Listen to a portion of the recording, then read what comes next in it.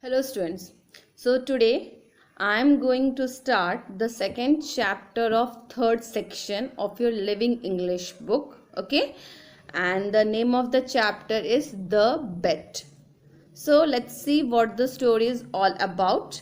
So renowned French author Jules Verne wrote around the world in 88 days in 1873. So the book follows the adventure of Phileas Fogg, who set off on a journey around the world because he places a bet with his friend that he could do it in 88 days. So we're having a beautiful story in which this that we can say Fogg he's going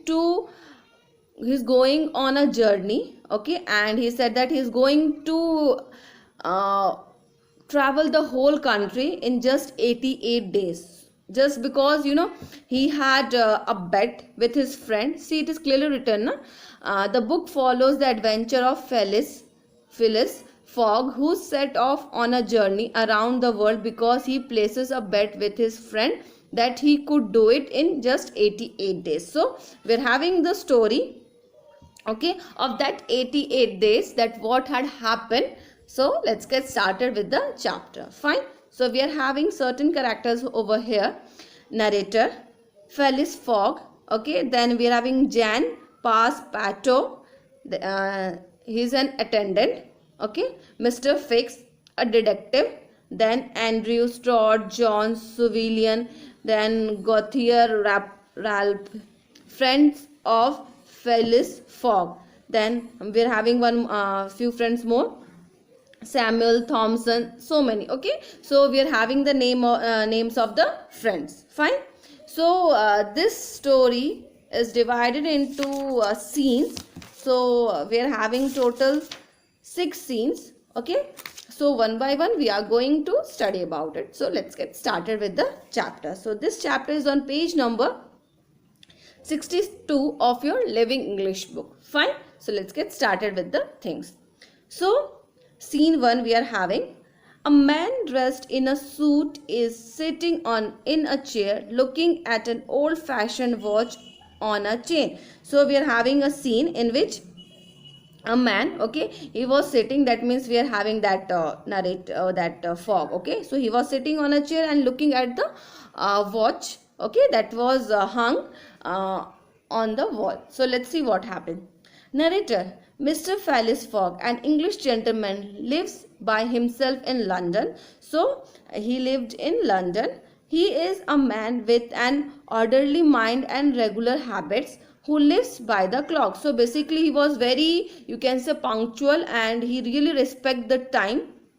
Okay, whatever he carried out, everything had to be on time. Everything. That is why here it is written that he is a man with an orderly mind and regular habits. So whatever he wanted to do, that must be carried out on time. Okay, but sorry, who lives by the clock. He does the same thing every day at the same time. That means, suppose if he wanted to drink tea, if he is taking tea at 7 o'clock, so next day also he wanted tea at 7 o'clock. Okay. uh, okay, to the minute. Mr. Fogg has just dismissed his previous personal assistant because he brought in water for shaving that was 2 degrees colder than it should have been. That means earlier what he did, he just fired his, you can say, assistant, you can say helping person. Okay, that means servant, you can say here right now. Okay, so for what reason he fired out him? Just because the water was too cold and he did not serve that water at the right time. So he is now interviewing an applicant for the job. So we're having a beautiful scene over here in which you can see, sorry, so in which you can see that a picture over here. I hope it is visible. So this is Mr. Fogg, and this is Mr. Fogg, and what he is doing, wait, yeah, Mr. Fogg is taking interview of one person for you can say for a job, okay, for looking after him and pursuing things on time. Fine. Now, Mr. Fogg, have you come about the job? Okay, so this question is being asked by the Mr. Fogg to the man. Okay, the man, yes sir, my name is Jean. We are having pass pato. Okay, pass pato, we have to pronounce it. Mr. Fogg, well, I hope you can stick to time. So he said that okay, but I hope you are going to do each and everything on time. Fine.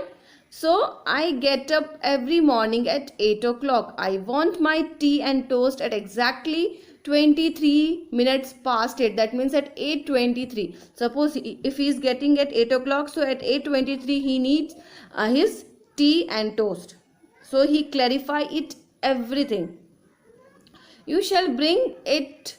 You shall bring in my shaving water at 37 minutes past 9. That means 9:37.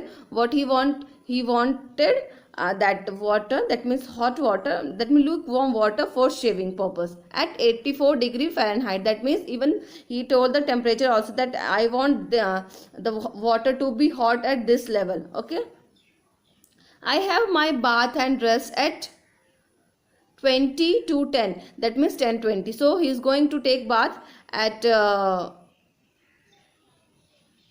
10:20.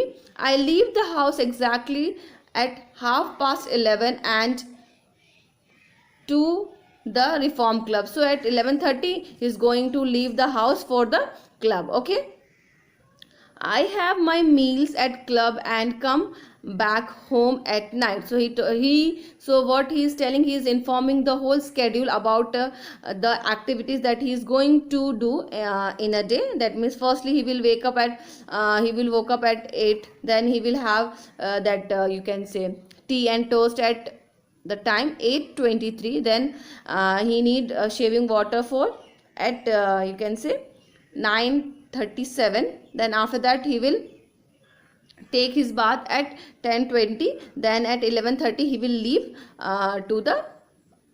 for the club. Fine. So these were the routine, and next thing that he had his meal at the club and he will return back at home at the time midnight. This is my invariable routine. Invariable routine means changing schedule. That means everything will, whatever happens, is not going to change his routine. That means everything is going to conduct at the time what he is mentioning over here. Every day I will tolerate no change or delay in anything. What is time now? So he said, I am not going to tolerate anything, any changes in my time, because I am a strict follower of my routine and I will work according to time. So even you have to do the same thing on time. So what is the time now? So Mr. Fogg asked from the man that tell me the time now. Then we are having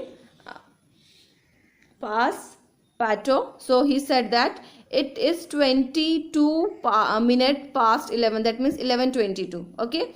So Mr. Fogg, you are 4 minutes too slow, but it doesn't matter. Okay. Then from this moment, 26 minutes after 11 a.m. Wednesday 2 October 1872, you are in my service. So he said that, so right now you are appointed. Okay, from this time, that means he informed the time, date and everything. So from today's onward you are going to be my assistant. Okay, that means you are in service. So I am going to the reform club now and will back at night. Please look at the instruction in the pantry and follow them. So pantry, that means a small room usually near the kitchen. So he said that there is everything I have written. Okay, you have to go through it and follow the same instruction in a clear manner. That means he informed that you have to do each and everything in a very precise and in a clear manner. Fine. So now we are having the scene 2 in which that Mr. Fogg visited his club. Okay, and let's see what happened. A card room at the reform club. 6 men are seated in the chair and are in the middle of a conversation. That means, see, we are having one picture. See, all of them were sitting here and they were playing, okay, enjoying the moment, and conversation was going in between them. So narrator, Phileas Fogg is playing card with his friend Andrew Stroud, John Trevelyan, Samuel Felton, Thomas Flanagan, and Gauthier Rappel. That means these were the names of Fogg's friend. Mr. Felling presenting a newspaper. I just read this report about a bank robbery. So he was discussing about a bank robbery that was done, okay, and that was came in the newspaper also. 55,000 pounds have been stolen, and it says that the chief had fled the country in the guise of an England gentleman. So what happened, the thief, what he did, he stolen out 55,000 pound rupees, and he just went away. That means he's hiding himself. Mr. Felton, how can he expect to get away with that? That means how is possible that having 55,000 pounds and he will escape himself, he will hide himself? Mr. Stroud, the world is large enough for the man to disappear. That one of his friends said that, the world is quite large. Definitely is going to hide himself to somewhere. Okay, Mr. Fogg, it was once, now you can go around the world in 88 days. Now he said that Mr. Fogg then, okay, but you can visit the whole world in just in 88 days. Mr. Trevelyan, that's true.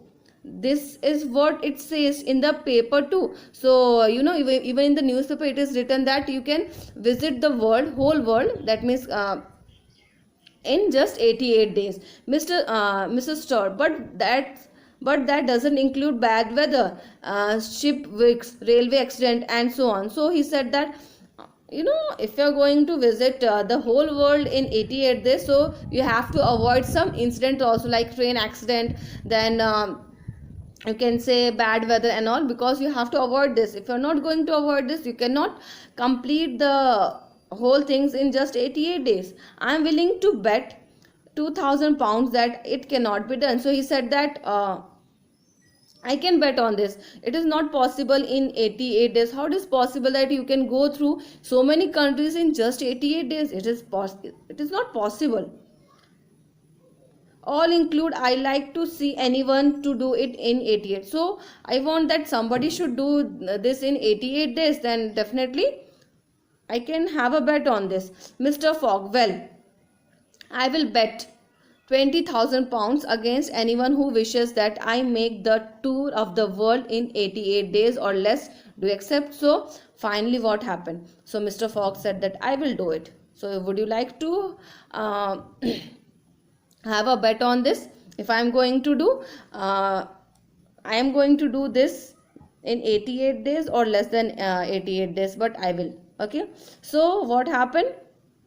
The other consult briefly. So rest of the friends, they were consulting themselves, because the bet is of 20,000 pounds. So all five together we accept. Fogg, writing out a check. Good, we will start right away. I will take the train that leaves at 8:45 p.m. as today is Wednesday 2 October. I shall be due here on Saturday 21 December 8:45. So he said that from today what I am going to do, I am going to leave this country. Okay, that means I will start my journey today, okay, at the time 8:45, and I am going to come back on 21st December Saturday 8:45. That means he counted 88 days from the same day. If I am not here, then this check of 20,000 pounds will belong to you, gentlemen. So he said that if I am not going to be here in 88 days, that means that 20,000 pounds will be yours. All of that means you can divide 20,000 pounds in 5 categories. Now it is saying this, Mr. Fogg hurried back home. So he said that okay, fine. So we are having the scene 3. Let's see what the scene is all about. Mr. Fogg rushes into the house and speaks the pass Pato. Okay, so he went home. He was in hurry.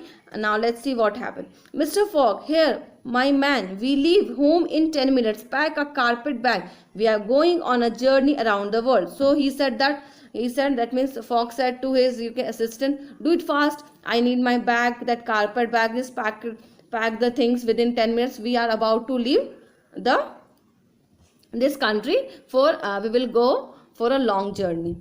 Narrator, unknown to Mr. Fogg, he is being followed by Mr. Fig. So what happened? So Mr. Fogg, he was followed by one more person, and the name of that person is Mr. Fix. Okay, he was a detective. Okay, so from Scotland Yard. Scotland Yard means a headquarter of the police force of London. London in search of the bank robbers Fogg's friend had been talking about. So that one man was following Mr. you can say Fogg, thinking that he might have connection with the you can say robber. So that is why he is leaving here. So the thing happened. Mr. Fix standing outside Mr. Fogg's house and overhearing this conversation. So he was listening to the conversation that was going on. So Fogg matches the description of the robber and is an English gentleman. He seems to be have plenty of ready cash, so he must be the criminal. So what happened, that the detective thought that he's having the bag. So he thought that means the Mr. Fix thought that definitely he is the man who had Robert you can say stolen the money from the bank, and he was about to leave the country. So see, the description is also quite similar to like that.